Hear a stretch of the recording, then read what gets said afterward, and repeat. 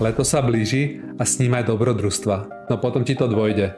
Opäť si situácii, keď nie si vo forme, ako si slúbil. Začínaš byť nervózny a bojíš sa, že leto si neužiješ naplno. Tak otváraš internet a hľadaš osobného trénera. Nájdeš dvoch.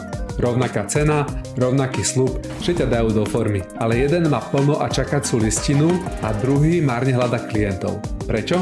Úspešný tréner má niečo navyše. Tak ako ostatní ponúka jedálničky na mieru, aplikáciu na sledovanie pokroku a osvedčené tréningové metódy. Ale na rozdiel od ostatných je majster Slovenska vo vspieraní a má PhD z výživy. To znamená, že jeho vedomosti sú na úplne inej úrovni. A ten druhý? Len ďalší tréner, ktorý hovorí, pomôžem ti dostať sa do formy. Toto je konkurenčná výhoda. Nie je to len o tom byť iný, ale lepší tak, aby ťa nevedela konkurencia ľahko napodobniť. Najať si môžeš oboch, ale skúsenosti majstra a vedomosti PhD, toto sa nedá skopírovať za pár mesiacov. Konkurenčná výhoda znamená robiť niečo, čo ostatní nedokážu, aj keby chceli. Pramení z tvojich unikátnych zdrojov a schopností. Spýtaj sa sám seba, spĺňajú tvoje zdroje tieto kritériá? Prinášajú skutočnú hodnotu? Sú vzácne?